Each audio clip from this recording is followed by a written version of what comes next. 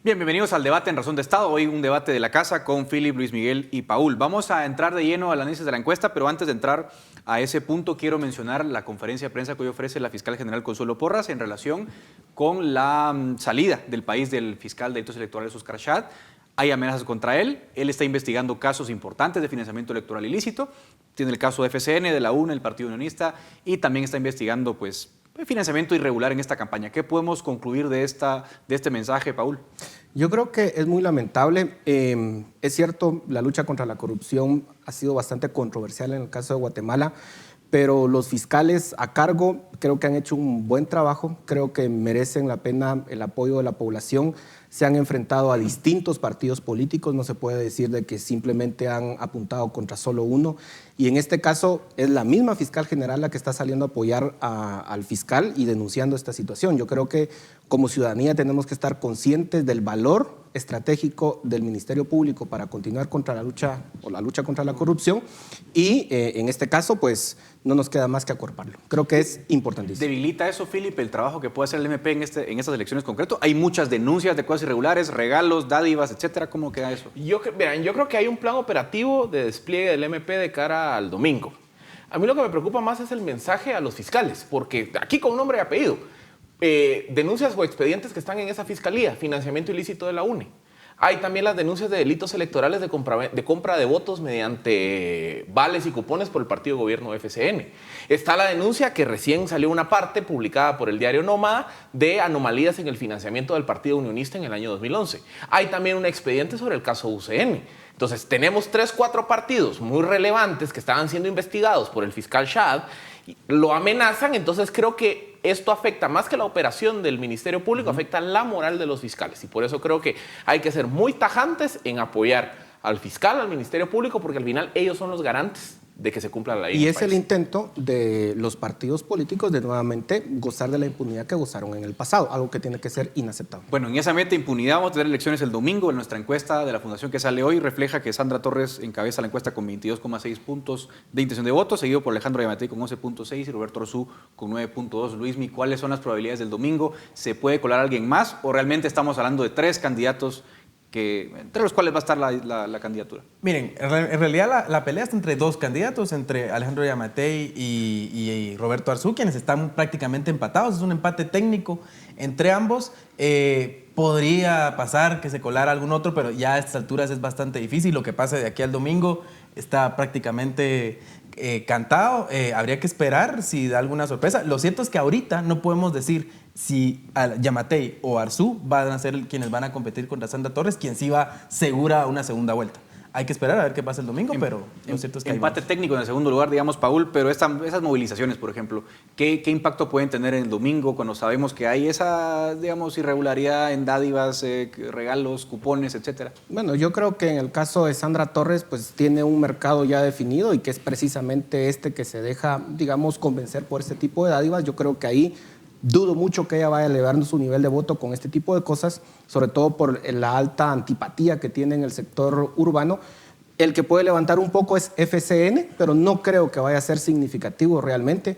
Yo creo que aquí el único que podría dar una sorpresa es Edmond Mulet, que obviamente cuando uno ve la encuesta pues está en un cuarto lugar, pero si lograse dar algún tipo de mensaje en los últimos días que impactara la opinión pública, de alguna forma podría darse a conocer.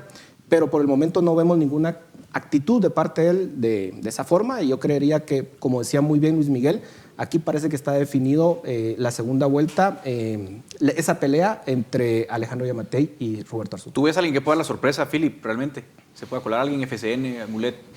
Yo creo que no, que la discusión va a estar entre esos 3, Yamatei, Arzú, Mulet. Creo que quien termine entrando al segundo lugar va a ser muy inercial. O sea, quien adopte, digamos, una dinámica comunicacional en estos días. Creo que hay que monitorear el efecto Telma Cabrera. Telma Cabrera representa un voto antisistema y que ha venido creciendo en las últimas semanas. No es muy diferente a lo que pasó en Bolivia en el 2004. Pero creo que aquí el eje a monitorear es esa carrera por el segundo lugar, porque sí se presta, digamos, para una dinámica muy inercial de las últimas 48, 72 horas. Ahora, estamos hablando de un partido de UNE que ya hablamos de los problemas de financiamiento irregular. Ellos tienen una estructura bastante grande y también hay que tomar en cuenta entonces las proyecciones que hacemos en la encuesta que se presenta por parte de la Fundación del Congreso de la República. Según las proyecciones, podríamos tener una bancada de la UNE que quizás alcanzaría hasta los 50, 51 diputados. Y luego las demás bancadas, como FCN, todos no pasan de 20. Luismi, ese eventual escenario en el que gane una Sandra Torres con un Congreso a su favor sería negativo. ¿Qué escenarios ves tú en el Congreso? Totalmente negativo. Y la otra cosa es que también este año vamos a ir a elección de Cortes. Entonces estamos hablando de una Sandra Torres que, digamos, si gana la segunda vuelta, sería presidenta, tendría control del Congreso con 50, 45 diputados y además va a ir a una elección de Cortes donde podría acumular aún más poder en los tres poderes del Estado. Un poder que ha demostrado que ya tiene al detener su antejuicio. Entonces, aquí lo que nos estamos enfrentando es a una, digamos, al inicio de un proceso autoritario donde empezaríamos a tener más problemas de ejecución y además muy poca capacidad de hacerle frente en el Congreso y en otros espacios de sociedad civil. Ahora, ¿qué le aconsejan ustedes, seamos prácticos, qué le aconsejan ustedes al elector? Que va a haber una elección de diputados con un montón de papeletas, una eventual aplanadora de la UNE, Paul, ¿qué puede hacer el votante? Yo creo que tenemos que ser muy prácticos. A todos nos decepciona la oferta electoral que hay, definitivamente no son los mejores, todos tienen de algún tipo, en mayor o menor medida, algún tipo de señalamiento, pero lo que tenemos que hacer es elegir entre los menos peores de la papeleta. Y eso significa la responsabilidad de ir a votar. Muchas personas están llamando al voto nulo. Yo creo que es un voto tirado a la basura porque ya sabemos que no tiene ningún efecto práctico. Si ganase el voto nulo, sabemos que se vuelven a repetir los mismos candidatos y eso no nos lleva a ninguna parte. Yo creo que tenemos que elegir estratégicamente dentro de lo que tenemos, lo menos peor, evitar que lleguen los proyectos más dañinos para Guatemala y el sector urbano, pues tomar el rol que le corresponde. Tenemos que ejercer nuestro voto este domingo. Voto nulo, voto inútil. Y a veces ese voto estratégico es voto cruzado también, voto en una papeleta presidencial por un candidato que creo que me parece medio bueno y puede llegar, y luego en el Congreso voto diferente para poder tener un Congreso pues más dividido, no tener tanta concentración en partidos que además sabemos que están muy señalados, como la UNE, como todos, como FCN, poder quitarles un poco ahí de fuerza para que no estén otros 4 años gobernando de la forma como lo han hecho hasta ahora. ¿Qué pueden hacer los electores, Philip, para contrarrestar esa eventual bancada grandota de la UNE en este domingo? Bueno, yo creo que, a ver, lo primero, yo sí llamo al voto cruzado. Creo que eso es una forma de contrarrestar el impacto de los partidos territorialmente más fuertes. Creo que a nivel de cabeceras departamentales es donde se debe hacer más el llamado a balancear, digamos, la fortaleza que puede existir de estos partidos en el área rural. También hay que reconocer que el sistema en su diseño favorece artificialmente al partido más grande. Entonces, creo que ese es el ejercicio que se debe hacer de cara al domingo. Ahora, vamos a ver una eventual segunda vuelta. Otro de los elementos interesantes de nuestra encuesta es la simulación, ¿no? Si hubiese una segunda vuelta, por ejemplo, entre Sandra Torres y Alejandro Yamatei, lo que proyectamos es que Alejandro Yamatei sacaría 38% y Sandra Torres 34%. O sea, ganaría la elección, pero igual muy cerrada esa segunda vuelta. Y un Roberto Arzú la tiene todavía más complicada. Se cierra a 3 puntos la ventaja. Estratégicamente, Paul, ¿qué puede sacar de conclusión de esto? Bueno, uno esperaría en una segunda vuelta, en esta simulación, que el rechazo a Sandra Torres hubiese sido mayor.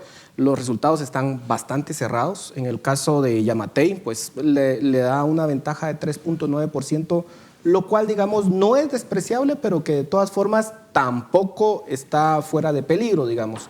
Y en el caso de Roberto Arzú, obviamente, pues están prácticamente empatados.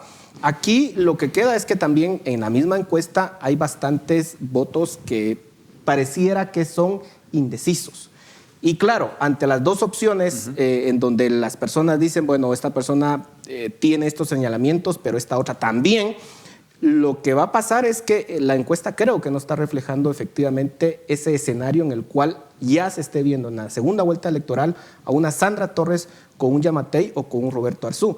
En ese escenario creo que posiblemente los indecisos pues, puedan incrementar su voto contra Sandra Torres, que la encuesta lo dice, tiene un alto antivoto. Yo creo que eso es lo que tenemos que tener pendientes. Por el momento lo que nos dice la encuesta es que no hay una diferencia tan significativa, pero yo creo que ya viendo las opciones en el terreno, esa diferencia podría incrementarse. Philip. Es que es obvio que no iba a reflejar ahorita la verdadera situación en un escenario de segunda vuelta. Es como decir que una encuesta de marzo me va a decir el resultado electoral de junio.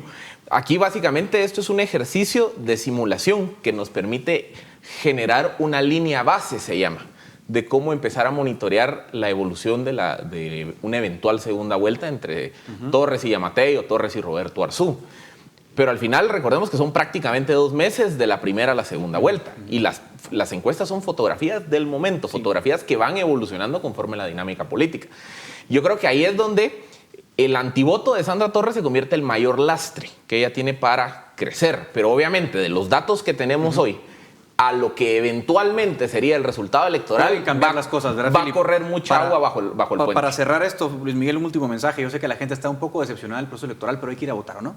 Es que eso es lo importante, hay que ir a votar, hay que participar de este proceso, hay que creer en las instituciones y lo otro es que los ciudadanos están protegiendo el voto. Ustedes van a ver el día que lleguen a votar que ahí están en las mesas, son ciudadanos como nosotros y estamos contando los votos y viendo que todo funcione bien. Va a haber mucha gente monitoreando, misiones internacionales, entonces creo que es un proceso que a pesar de sus problemas va caminando hacia un resultado pues que no va a gustar a todos, pero que tiene Muy bien. Se acaba el tiempo. Gracias a ustedes por este debate tan interesante. Lo importante es que vayan a votar todos el domingo, que es un deber cívico. Y si no elige usted, alguien más elige por usted. Hasta acá el debate de Razón de Estado y también esta edición del programa de esta semana. Hasta pronto.